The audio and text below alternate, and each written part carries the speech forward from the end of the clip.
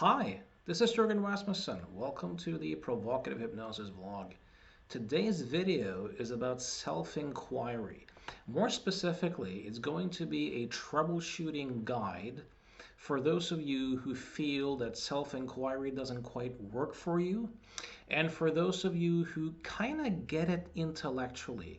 Like if you're one of those folks who kind of intellectually get that the self is an illusion, that this notion that we have a stable, permanent thing like self inside of us has to be an illusion, but you can't quite feel it. If it's not a felt realization that makes a difference in terms of your actual experience of life, then this troubleshooting guide may very well help you. So I've been doing self-inquiry and meditation for a really long time. I've had to adjust and troubleshoot and try different things. So I want to share with you some of the troubleshooting tips that have been very useful for me and also a lot of the people I have guided when it comes to having a good meditation practice. So one really simple thing you can do, one exercise I very often teach people and teach at seminars, is I have them put their hand on a table. And I ask them to close their eyes and to describe what they're feeling. And for the most part, people describe everything except feelings, right? They might say, well, I feel my hand on the hard table. I then have them open their eyes and I say, look, what you're describing now are concepts, not feelings. Table isn't a feeling. Hand isn't a feeling. My hand is a concept. And then I instruct them to do it again, and this time only use language that refers to felt experience. So they might be feeling a pulsation, they might be feeling tingling, they might be feeling a pressure, a warmth, a numbness. This is something that they can actually feel, right? Without adding concepts like my and hand and table. Now, concepts like my and hand and table are useful concepts to navigate life. If you go to the doctor and you say, look, I have pain in my hand, that's useful enough, right? But you can't really feel a hand. If I orient my attention towards that area right now, there's some warmth, there's some pulsation, there's some tingling. These are things I can feel. Hand is and my hand is a concept that's added on top of that. So when you go about in your day, notice when we speak, we might say, I feel angry, I'm anxious, I'm depressed, I'm obsessive, right? And the common denominator here is the I. And what is the nature of that I, right? So you may have asked typical self-inquiry questions such as who am I? Or what am I? Or where am I? Which is a question that I like because it's kind of more empirical. Can it be found anywhere? Who hears? Where is the thinker? To whom do these thoughts appear? These are all typical self-inquiry questions, right? Now, but it can, for a lot of people, get kind of intellectual. So here's one troubleshooting tip, and that is to really feel into it, to really sense into it. So let's say a feeling of anger emerges, and you kind of go, oh, okay, anger is here. Now, who's angry, you might ask. And then the mind kind of shoots back, well, I'm Jürgen. Like, who is it that seems to be angry? Well, me, Jürgen. I'm angry. Okay. And then the question becomes, where is this Jürgen character? Where is this Jurgen or I that's angry? And you may start with your feet. Of course, you can't feel your feet, but you put your attention down on the feet and you notice the sensations. You feel into the sensations that appear, the perceptions that appear, and you really look. Well, you don't look for a Jurgen. I look for a Jurgen, but I look to find. Can I find Jurgen in any of those sensations? You might move to the thighs and to the lower body and to the chest area and to the heart area, where often people go, oh yeah, I feel something here. Well, go into those sensations, feel into them, sense into them. Can you find a Jurgen or a Chris or a Christina or an I in any of those sensations? Go up to the head, because very often people say, oh yeah, I'm in here behind the eyes, right? Seems like you're there. But if you sense into it, if you feel into it moment by moment, you can make this a felt, embodied exercise in a different way. And to then ask, okay, if there's no Jurgen there, what remains? And to kind of rest as that. And if you do that very consistently with various emotional states that appear, whether it's anger or anxiety or feeling depressed, and you just go, well, a sense of hopelessness is here. Who is it that seems to be feeling this hopelessness? Well, it's me, Jurgen. Well, where am I? Where is this Jurgen character? And scan the entire body. Scan the inside of the head. Scan the entire room.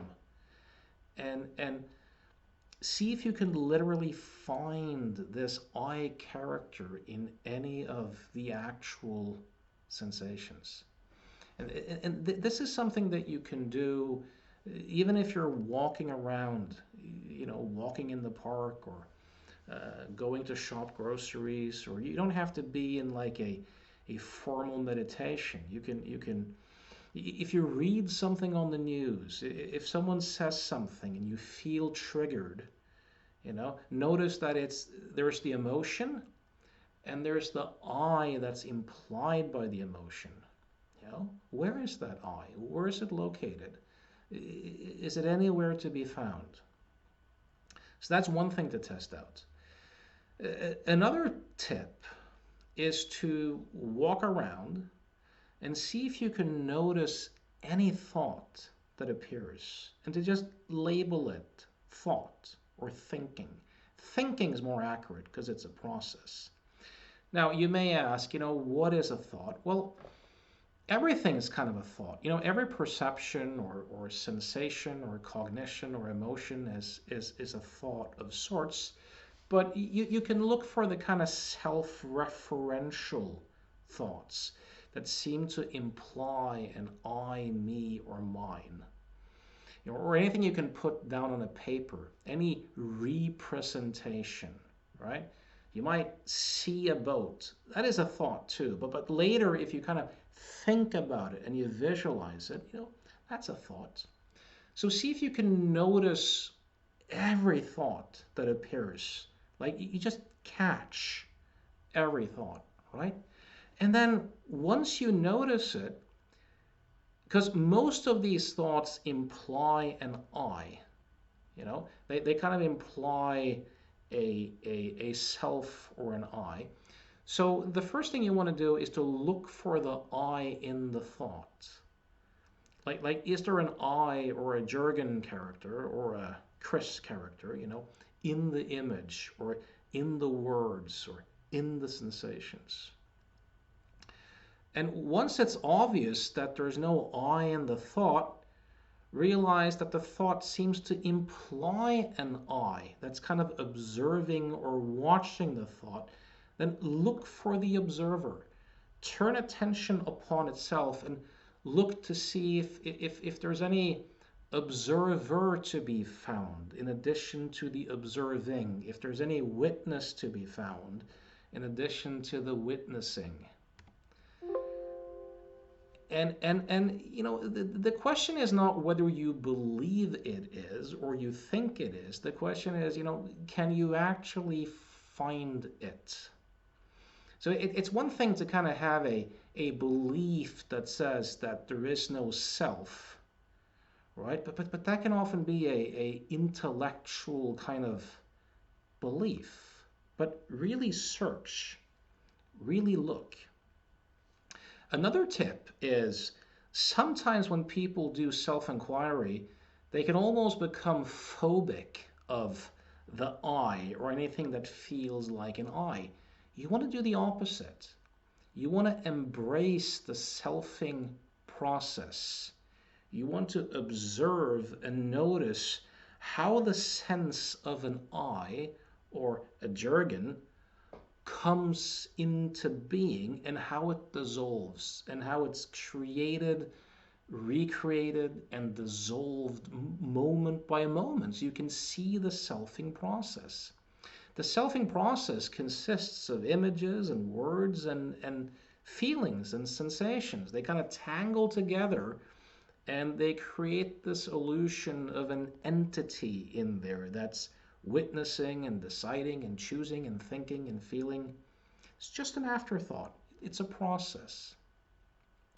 So if you can open for the I, become really curious to notice how the sense of an I gets created and dissolves moment by moment. So that self is seen as selfing, a verb, an activity. Because once that is seen, at that moment when the selfing process dissolves, rest as that which remains, which is not an I. It's just being itself, right? So every time the selfing process dissolves, might be a second before it reappears again, but at that moment of it dissolving, rest as that which remains. Because when you do that enough, it's clearly seen that you're not the selfing process, because whatever you are remains whenever the selfing process comes to an end. Rest as that which is there before the story of the character emerges, even if it's just for 1 second or 2 seconds. That's an extremely liberating practice. Shinzen Young, the meditation teacher, often in his seminars and tapes and books, pushes this practice called noting gone. It's an old meditation technique, but it essentially consists of just noticing every time a sensation, image, or word comes to an end. Just noting gone, and resting as that which remains. And this, if you practice this quite a bit, you see that the gones are kind of permanent. It's just gone, gone, gone, gone, gone, gone, gone, gone, gone. There's nothing stable or permanent about the content of experience whatsoever. And that includes the process of selfing. Another one is if you kind of go, well, I kind of feel like I'm in my face. I'm in my head somehow. Practice noticing that the feeling of having a face is an appearance in awareness. In the same way that the perceptions of the trees and the colors in the room and the sounds are appearances in awareness, the feeling of having a face is not happening in the head, it's happening in awareness. And if you look for your face, if you try to feel into that sensation of being in the head, you don't feel a head, you feel a bunch of sensations. And what you'll notice is that thoughts are not experientially in the head. There's just a bunch of sensations and perceptions in the open space of awareness, which arises and dissolves in the exact same way as the perceptions and sensations that are labeled the outside world. If you walk around, you can kind of keep the room, if you're in the room, as context, or just space as context, and just notice that images and words and thoughts are not in the head experientially, they're in the open space of awareness. Because what makes it seem as if we kind of are these thoughts and feelings is to a large extent this perception that they are in the head and that I am in the head, right? Also notice that during flow, the I is not there. Like if you're having a wonderful conversation, or you're making love, or you're doing sports, and there's flow, during that flow, the sense of an I, the sense of being a separate thing, is not there. Notice that the I thought is kind of like an ad hoc entity that shows up after the fact and takes credit for performances that occurred during a time when it was not there. This is also a nice way to kind of see that the I is like the drunken uncle who rested in the back of the car during the soccer game, and after the game he kind of comes up on the podium and bows and takes credit for the performance. Another nice one that I got from Gary Weber is the question, when am I? I've never heard anyone else mention that. The other things I've mentioned, are taught all over the place, but never heard anyone else but Gary Weber mention this when am I question. And it seems so nonsensical, because like where am I makes sense, but when am I doesn't initially make sense. But if you, as you walk around in your life, just begin to ask this question, when am I? You'll notice that the I is never now. Because thinking is never now. The thinking that you're doing always refers to a projected future or a reconstructed past. It's never now. So the I is never now. It's always a character in a movie containing a future projection or a past reconstruction. It's never now.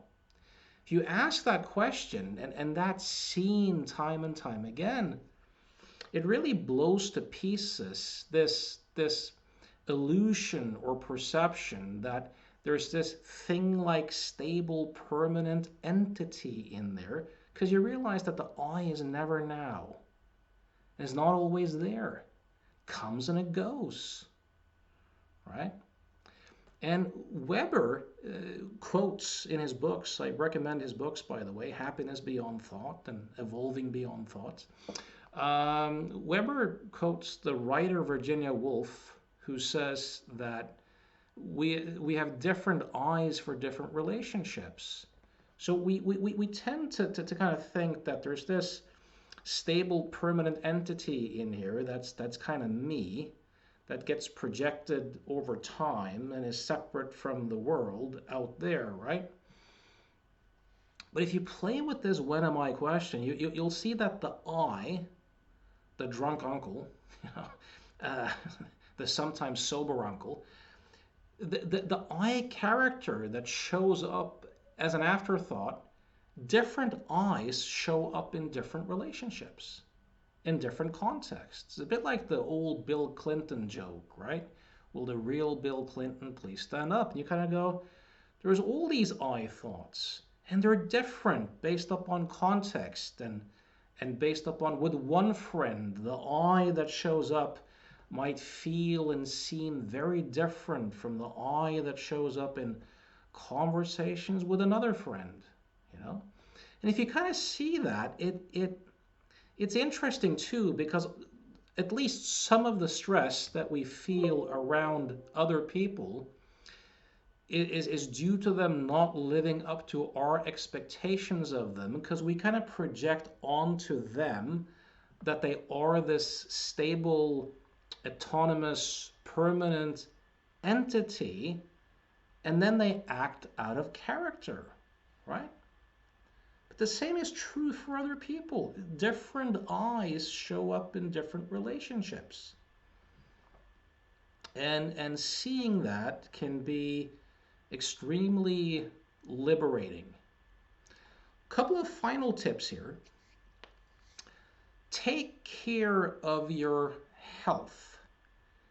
So, according to the neuroscience, and I'll refer you to Gary Weber again. He has some talks on YouTube on non-duality and science, where allegedly, I haven't been in the lab, so I'm just quoting him and people who have been, but allegedly in the default mode network, there's 11 centers that are that have something to do with creating the selfing process.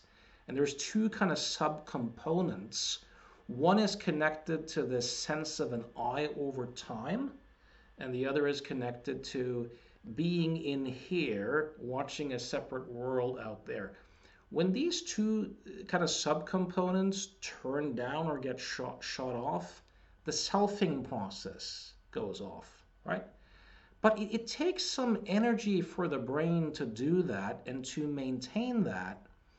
So when people don't take care of themselves, don't sleep, don't eat well, don't exercise, don't get sunlight, I think it's more likely for that selfing process to get a lot of activity. So paradoxically, even though you're not the body in that sense, the more you take care of your body and you get rest and proper food and exercise and sunlight and all these sorts of things, the easier it's going to be to see through this particular illusion.